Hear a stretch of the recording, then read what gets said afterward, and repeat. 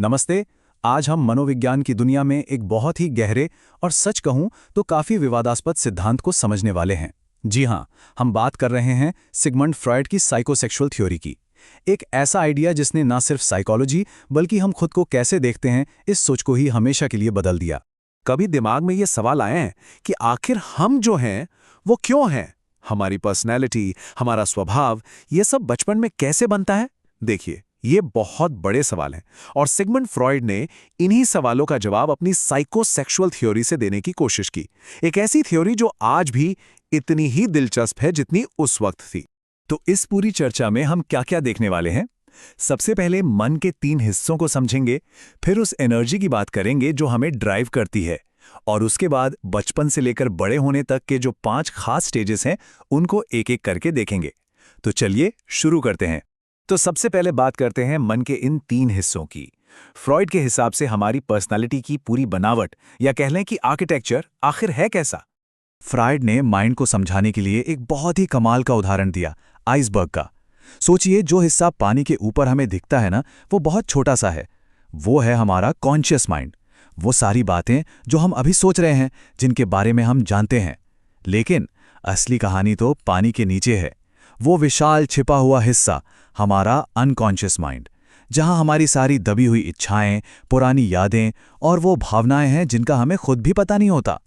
तो इस आइसबर्ग में सबसे गहरा, सबसे बुनियादी हिस्सा है इड। इसे ऐसे समझिए कि ये हमारे अंदर का वो जिद्दी बच्चा है जो बस एक ही चीज जानता है, मुझे ये चाहिए और अभी चाहिए।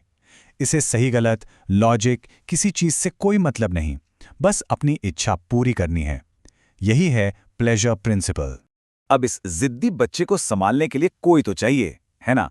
यहीं एंट्री होती है ईगो की। ईगो एक तरह से मैनेजर है।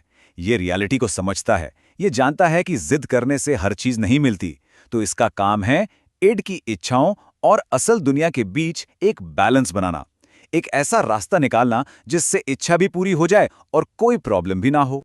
और फिर तीसरा हिस्सा है सुपर ईगो। ये हमारे अंदर की नैतिक आवाज है। वो सख्त टीचर जो हमें हमेशा याद दिलाता है कि क्या सही है और क्या गलत। ये समाज के नियम, हमारे माता पिता की सीख, इन सबसे मिलकर बनता है। जब हम कुछ गलत करते हैं तो यही हमें गिल्टी फील कराता है, और जब कुछ अच्छा करते हैं तो हमें गर्व महसूस होता है। तो सोच के देखिए, हमारे अंदर लगातार एक खींचतान चलती रहती है। एक तरफ इड है जो कहता है मुझे ये अभी चाहिए, दूसरी तरफ सुपर ईगो है जो कहता है नहीं, ये गलत है। और इन दोनों के बीच में फंसा है हमारा बेचारा ईगो, जो दोनों को बैलेंस करने की कोशिश कर रहा है। असल में हमारे ज्यादातर फैसले और हमारा बर्ताव इसी अंदरूनी लड़ाई का नतीजा होते हैं। ठीक है, तो मन की बनावट तो समझ आ गई, पर सवाल यह है कि इस पूरे सिस्टम को चलाने वाली एनर्जी वो कहां से आती है, और क्या इस डेवलपमेंट के रास्ते में कोई रुकावट भी आ सकती है? चलिए इसे समझते हैं। फ्रॉयड ने इस एनर्जी को नाम दिया लिबिडो। अब देखिए, जैसे लोग ये शब्द सुनते हैं उसे सिर्फ सेक्सुअल एनर्जी से जोड़ देते हैं, लेकिन फ्रॉयड के लिए इसका मतलब कहीं ज्यादा बड़ा था। ये एक तरह की लाइफ एनर्जी है, वो मानसिक ईंधन जो हमारे डेवलपमेंट के हर स्टेज को पावर देता है। पर क्या होता है अगर डेवलपमेंट के किसी स्टेज पर कोई प्रॉब्लम ठीक से सॉल्व ना हो? फ्रॉयड कहते हैं कि तब फिक्सेशन हो सकता है। मतलब एक तरह का डेवलपमेंटल जैम लग जाता है। हमारी कुछ मानसिक एनर्जी उसी स्टेज में अटक कर रह जाती है, और इसका असर हमारी अडल्ट पर्सनालिटी पर दिखाई देता है। तो चलिए अब उस सफर पर चलते हैं जहां हमारी पर्सनालिटी की नींव रखी जाती है। हम बात करेंगे डेवलपमेंट के उन शुरुआती सबसे जरूरी स्टेजेस की। फ्रॉयड के हिसाब से हमारी पूरी डेवलपमेंट एक 5 स्टेज का सफर है: ओरल, एनल, फैलिक, फिर लेटेंसी पीरियड और आखिर में जेनिटल स्टेज। हर स्टेज में हमारी लिबिडो या लाइफ एनर्जी शरीर के एक खास हिस्से पर फोकस होती है, और यही फोकस हमारे उस दौर के अनुभवों को तय करता है। तो चलिए इस सफर को शुरू से शुरू करते हैं। तो सफर शुरू होता है जिंदगी के पहले साल से। इसे कहते हैं ओरल स्टेज।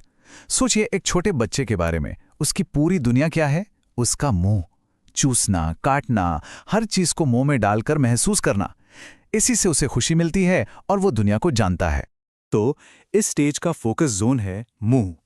और यहां सबसे बड़ा चैलेंज क्या होता है? दूध छुड़ाना। फ्रॉयड का मानना था कि अगर इस स्टेज में बच्चे की ज़रूरतें या तो पूरी ना हो या ज़रूरत से ज़्यादा पूरी कर दी जाएं, तो इसका फिक्सेशन हो सकता है। और बड़े होकर ये फिक्सेशन स्मोकिंग, ओवर ईटिंग या बहुत ज्यादा बातूनी होने जैसी आदतों में दिख सकता है। 1 से 3 साल की उम्र में बच्चा अगले स्टेज में आता है, एनल स्टेज।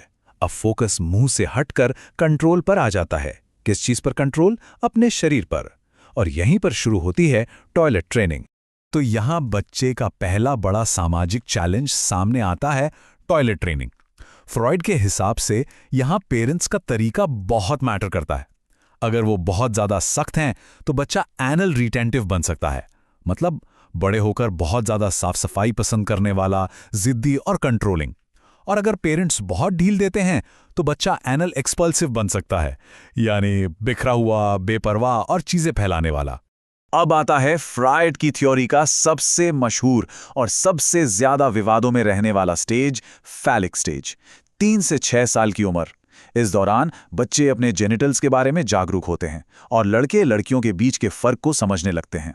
यहीं पे फ्रॉइड ने ओडिपस और इलेक्ट्रा कॉम्प्लेक्स का आइडिया दिया था। उनका कहना था कि बच्चे इस दौरान अपने ऑपोजिट सेक्स पेरेंट की तरफ आकर्षित होते हैं और सेम सेक्स पेरेंट से एक तरह की जलन महसूस करते हैं। अब इस कॉम्प्लेक्स को सुलझाने के लिए बच्चा आखिर में अपने सेम सेक्स पेरेंट के साथ खुद को आइडेंटिफाई करता है, उनकी वैल्यूज को अपनाता है। और फ्रॉइड के मुताबिक ठीक इसी पॉइंट पर हमारे सुपर ईगो, यानी हमारे अंदर की सही गलत की समझ का जन्म होता है। तो फैलिक स्टेज की इस उथल पुथल के बाद जिंदगी थोड़ी शांत होती है। अब हम डेवलपमेंट के आखिरी 2 स्टेजेस की तरफ बढ़ते हैं, जो हमें बचपन से अडल्टहुड तक ले जाते हैं। अगला स्टेज है लेटेंसी पीरियड। इसे आप एक तरह से तूफान के बाद की शांति कह सकते हैं। 6 साल की उम्र से लेकर प्यूबर्टी तक लिबिडो या जो साइकिक एनर्जी है वो एक तरह से शांत हो जाती है। तो इस दौरान वो साइकोसेक्सुअल एनर्जी एक तरह से सो जाती है। बच्चे का पूरा फोकस अब दूसरी चीजों पर होता है, स्कूल, दोस्त बनाना, नई नई हॉबीज सीखना। यह सोशल स्किल्स डेवलप करने का बहुत ही जरूरी समय होता है। और फिर प्यूबर्टी के साथ शुरू होता है फाइनल स्टेज, जेनिटल स्टेज। यहां पर सेक्सुअल इंटरेस्ट फिर से जागता है, लेकिन इस बार एक मैच्योर तरीके से। फ्रॉइड का मानना था कि अगर पिछले सारे स्टेजेस के चैलेंज ठीक से हल हो गए हैं, तभी कोई इंसान इस स्टेज में सही से दाखिल हो पाता है। अब फोकस सिर्फ अपनी जरूरतों पर नहीं, बल्कि दूसरों के साथ हेल्दी और मैच्योर रिश्ते बनाने पर होता है। फ्रॉइड के लिए एक हेल्दी लाइफ का यही मतलब था, प्यार कर पाने और काम कर पाने की क्षमता। तो इन सारे स्टेजेस से गुजरने के बाद इस थ्योरी के हिसाब से एक हेल्दी पर्सनैलिटी का मतलब क्या है? क्या है इसका फाइनल गोल? तो संक्षेप में कहें तो इस पूरी डेवलपमेंट का गोल है एक ऐसी पर्सनैलिटी बनाना जिसने अपने बचपन के सारे संघर्षों को सुलझा लिया हो, जहां इड, ईगो और सुपर ईगो के बीच एक अच्छा बैलेंस हो, और सबसे जरूरी, जो इंसान प्यार करने और काम करने के काबिल हो और अपनी जिंदगी को एक मतलब दे सके। फ्रॉइड के लिए यही एक पूरी और सफल जिंदगी थी। देखिए, फ्रॉइड की ये थ्योरी 100 साल से भी ज़्यादा पुरानी है। इसने साइकोलॉजी की दुनिया को हमेशा के लिए बदल दिया, लेकिन इस पर सवाल भी बहुत उठे हैं। तो आज के समय में ये सोचना बहुत दिलचस्प है कि क्या इस पुरानी थ्योरी में आज भी कुछ ऐसा है जो हमें इंसानी स्वभाव को समझने में मदद कर सकता है। अगर मनोविज्ञान के ऐसे ही गहरे और दिलचस्प आइडियाज को समझने में मजा आता है तो हमारे साथ जरूर जुड़े रहिएगा। इस चर्चा में शामिल होने के लिए बहुत बहुत धन्यवाद।